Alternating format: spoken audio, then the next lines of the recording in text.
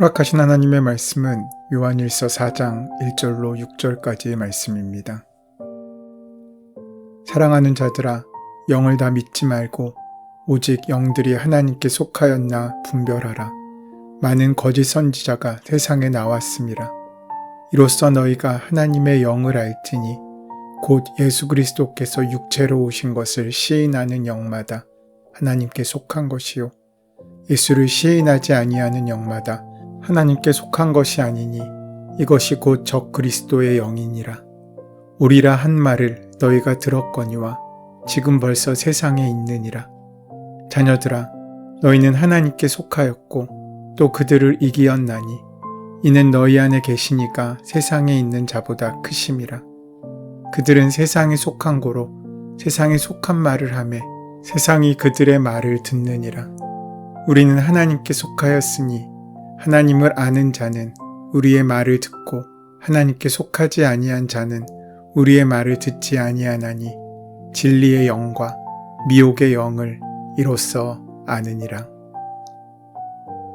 사도 요한은 애정어린 마음으로 사랑하는 자들아 라고 반복적으로 성도들을 부르며 요한일서 4장에서 영 분별에 대한 말씀을 주고 있습니다. 요한서신에서 빼놓을 수 없는 단어가 바로 사랑입니다. 사도 요한이 3번이나 편지를 써서 권면했던 수신자가 누구입니까? 잘 살펴보면 어느 교회 성도들이라고 기록해 놓지 않고 본문 1절의 말씀처럼 사랑하는 자들이라고만 기록하고 있습니다. 그런 점에서 하나님께서 시대를 초월하여 자연스럽게 우리 각자에게 주시는 말씀으로 오늘의 말씀을 우리는 들을 수 있습니다. 사랑의 사도인 요한은 4장에서도 여전히 서로 사랑해야 함을 강조하고 있습니다. 그런데 4장 초반에 잠시 우리의 주의를 환기시키는 권면이 등장합니다. 이는 분별에 대한 말씀입니다. 아마도 이것은 당시 유행처럼 번지고 있던 영지주의의 사상에 대한 경고의 메시지일 수도 있습니다. 사도 요한은 오늘 본문에서 어느 영이든지 다 믿지 말라고 말합니다. 그리고 그 영들이 하나님에게서 났는지 시험해 보라고 말씀합니다. 여기서 우리가 주의해야 할 것은 영들을 분별하라고 하신 말씀은 어느 것이 하나님의 영인지 사탄의 영인지 구별하라는 말씀이 아닙니다. 하나님의 영과 사단의 영이 우리에게 동일하지 않습니다. 왜냐하면 이미 우리는 하나님 편에 섰기 때문입니다. 죄의 힘은 죄 자체에 있는 것이 아니라 우리의 관심으로 커지게 됩니다. 우리가 그만큼 권위를 주고 거기에 주목하게 되면 그 관심을 먹고 더 커지게 되고 힘이 더 세지게 되는 것입니다. 그래서 우리는 하나님과 죄를 같은 선상에 놓고 바라보지 말아야 합니다. 그렇다면 오늘 우리가 분별해야 하는 것이 무엇이겠습니까? 우리가 분별해야 하는 것은 진리의 영이냐 미혹의 영이냐를 구분하는 일입니다. 1절 말씀을 다시 보시면 사랑하는 자들아, 영을 다 믿지 말고 오직 영들이 하나님께 속하였나 분별하라.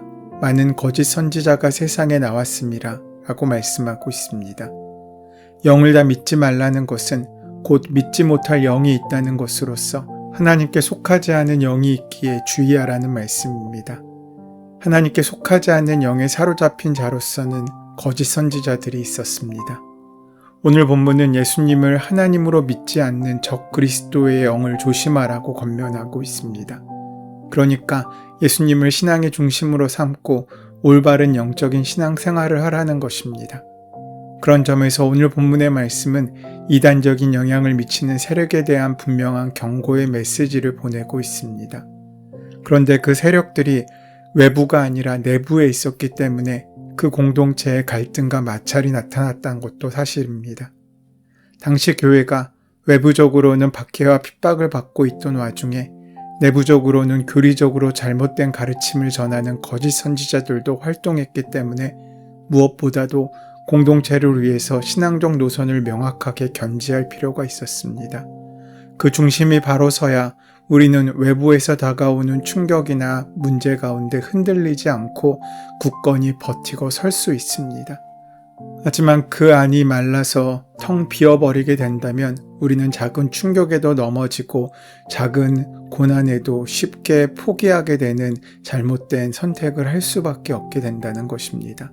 그러하기에 내적인 강건함을 다지는 것은 공동체의 존립의 중요한 근거가 되는 것입니다. 본문의 거짓 선지자와 동일한 헬라어를 사용하고 있는 베드로후서 2장 1절에는 거짓 선생으로 번역하고 있습니다. 사도 요한이 요한 서신을 기록했던 1세기 말에는 구약시대에 활동했던 선지자들처럼 하나님의 말씀을 전하는 자로서의 사명을 감당하는 선지자의 시대가 아니었습니다. 반모섬에서 사도 요한에 의해서 성경이 기록될 계시가 완성된 시점을 고려해 본다면 선지자의 이름으로 예언을 하거나 가르침을 하고 있다면 그것은 거짓일 가능성이 매우 높은 시기였습니다. 그래서 사도 요한은 많은 거짓 선지자가 세상에 나왔다고 말하고 있는 것입니다.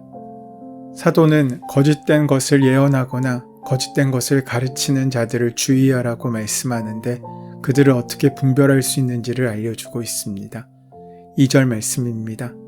이로써 너희가 하나님의 영을 알지니 곧 예수 그리스도께서 육체로 오신 것을 시인하는 영마다 하나님께 속한 것이요.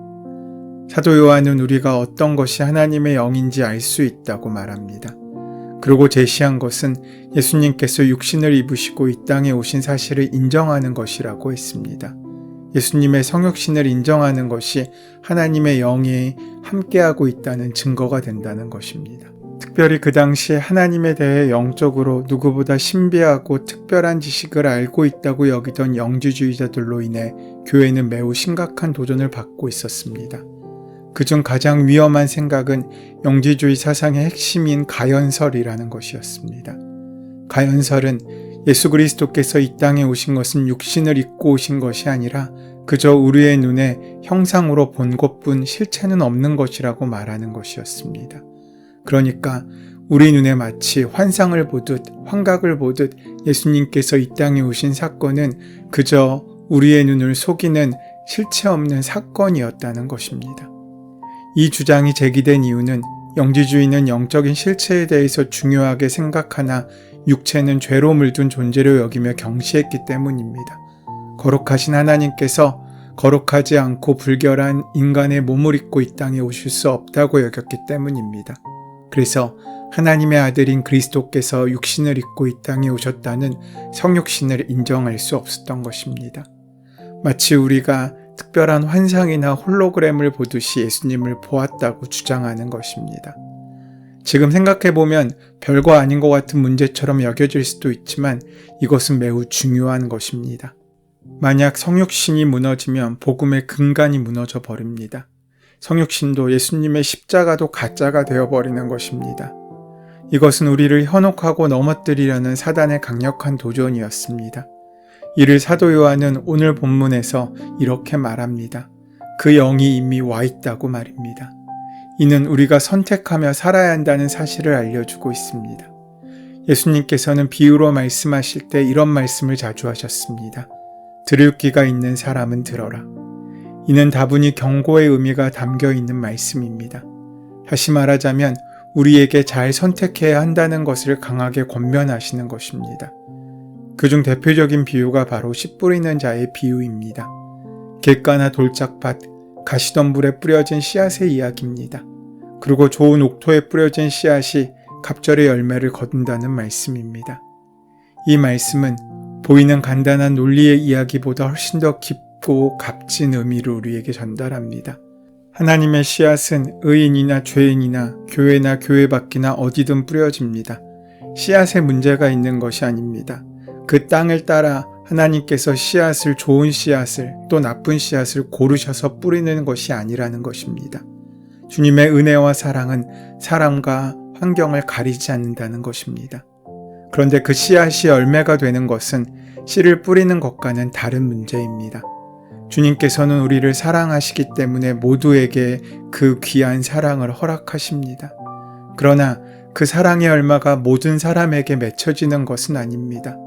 오로지 그 사랑을 깨달아 알고 기뻐하는 자리에서 그렇게 그 마음이 옥토가 된 사람에게만 그 씨앗은 뿌리를 내리고 나무가 되고 열매를 맺기 때문입니다. 이것을 우리는 하나님이 함께 하시는 것과 그분이 일하시는 것은 다르다고 표현합니다. 믿음이 믿음을 낳습니다. 사랑이 사랑을 낳습니다. 기대가 희망을 낳게 됩니다. 결코 걱정이 희망을 만들 수 없습니다. 의심이 믿음을 낳을 수 없습니다. 기쁨이 기쁨을 부르고 좋은 생각이 그 안에서 일하시는 좋으신 하나님을 만나게 해주는 것입니다. 3절 상반절에는 예수를 시인하지 아니하는 영마다 하나님께 속한 것이 아니라고 말씀합니다. 성자 하나님이신 예수님께서 인간으로 오신 성육신을 부인하는 자는 하나님께 속한 자가 아닙니다. 예수님의 성육신의 시인의 여부가 곧 하나님의 영에 속했는지 또한 아닌지의 분별 기준이자 오늘날 이단의 분별 기준이 되는 것입니다. 4절과 6절에서 사도 요한은 우리는 하나님께 속하였다라고 2번이나 강조합니다. 이 말씀은 우리는 하나님께로부터 왔다는 의미입니다. 씨가 다르고 혈통이 다른 것입니다. 그래서 우리에게는 수많은 가짜 중에도 진짜 하나님의 음성을 들을 수 있는 힘이 있습니다. 주파수가 맞는 사람만이 그 라디오의 방송을 들을 수 있는 것처럼 우리 안에 주파수가 하나님께 온전히 맡겨져 있는 사람, 또 그 수신기가 우리 안에 있는 사람에게 우리는 성령의 역사로 말미암아 하나님의 음성을 들을 수 있고 식별할 수 있게 됩니다. 만약 우리가 하나님의 음성을 듣지 못한다면 그것은 우리의 지식이 부족해서가 아니라 하나님의 그 씨앗이 없기 때문에 들을 수 없는 것입니다. 주님이 항상 우리 안에 거하셔서 우리의 생각과 감정의 틀을 만드십니다. 그렇기 때문에 우리는 주님을 알 수 있습니다. 오랜 시간 동안 함께 짝이 되어서 호흡을 맞춰왔던 복식 선수들에게는 말이 필요 없고 서로의 눈빛만 보고도 움직임을 결정하듯 우리는 주님을 알 수 있습니다. 주님을 깊이 사모하는 마음이 있을 때, 주님과 함께하는 시간이 길어졌을 때 말입니다. 어떤 이단이 와도 거부할 수 있는 능력이 생길 수 있습니다. 그렇게 하나님과 바른 관계가 맺어지게 될 때 하나님의 말씀이 그 은혜가 우리 삶 가운데 만나지고 그 열매가 맺어지게 되는 것입니다. 세상 사람들이 세상의 언어를 알아듣듯이 하나님의 자녀들은 하나님의 말씀을 들을 수 있습니다. 어렵고 힘들지만 영적으로 통하는 사람들과 대화하면 자연스럽게 일이 풀리게 되는 역사를 우리는 경험합니다. 그래서 성령 충만한 교회는 싸우는 일이 없습니다. 갈등이 생겨도 금세 해결됩니다. 우리의 만남과 관계의 중심에 예수님께서 함께 하신다면 우리는 성령 충만한 은혜를 경험하게 되고 참된 안식과 평화의 삶을 살 수 있게 될 것입니다. 서로 말이 통하게 될 것이고 은혜가 나눠지게 될 것이며 영적인 대화를 하게 되며 예수님을 그 대화의 한가운데 둘 때 우리는 세상을 초월하는 하나님의 복음을 공유할 수 있게 됩니다. 하나님의 씨앗을 가진 우리는 우리가 생각하는 것보다 강한 존재입니다. 이미 악한 세력을 이겼습니다. 악한 세력이 무섭고 독하지만 걱정하지 마십시오. 우리 하나님은 그것보다 크시기 때문입니다. 우리는 그들을 이미 이겼습니다. 우리 안에 계신 분이 세상보다 크고 강하시기 때문입니다. 예수님께서 이미 십자가에서 치명타를 입히셨습니다. 그래서 세상의 세력이 무서워 보이지만 그들은 그저 허상에 불과할 수밖에 없습니다. 결코 우리를 건드릴 수 없습니다. 우리를 아프게 만들고 힘들게 만드는 것은 세상이 아니라 우리 자신들이지 않습니까? 여러분 이것을 믿으십시오. 세상은 강합니다. 그러나 우리 주님만큼 강하지 않습니다. 그래서 주님 한 분만으로 나는 만족할 수 있는 것입니다. 영적 싸움에서 답답하고 힘들 때마다 이 말씀을 붙잡고 기도할 수 있어야 합니다. 내 안에 계신 분이 세상에 있는 어떠한 존재보다 크십니다. 사단은 문제를 커 보이게 만들고 하나님을 작게 만듭니다. 그렇게 되면 두려움이 옵니다. 하지만 거기에 속지 마십시오. 어떠한 문제도 하나님보다 크지 않습니다. 작은 손가락 하나도 내 눈을 가로막고 있을 땐 큰 산도 가려버리지 않습니까? 거기에 속지 마십시오. 하나님이 하나님이심을 인정하십시오. 이것이 믿음입니다. 그 믿음의 눈이 커지면 하나님이 크게 보입니다. 하나님이 크게 보이기 시작하면 문제는 작아집니다. 그러나 하나님을 작게 보면 어떤 문제도 다 커 보일 수밖에 없습니다. 사랑하는 여러분, 사단은 수없이 많은 가짜 선지자들을 보내서 우리의 믿음을 흔들려고 할 것입니다.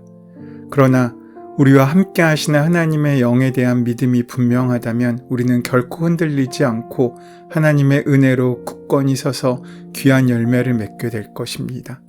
그 은혜로 말미암아 열매가 많은 오늘 하루 일생이 되시기를 소원하고 축원합니다. 은혜의 주님, 우리를 먼저 사랑하시고 찾아와 주신 주님처럼 우리 또한 먼저 이해하고 받아들이는 참된 하나님의 사람들이 될 수 있도록 인도하시고 함께하여 주시옵소서. 예수님의 이름으로 기도드립니다. 아멘. 이제 오늘 이 아침 우리에게 허락하신 오늘 본문의 말씀이 오늘 나에게 주신 하나님의 음성으로 만나지기 위하여 본문의 말씀을 깊이 묵상하시고 함께 기도하는 시간 가지도록 하겠습니다. 함께 기도합니다.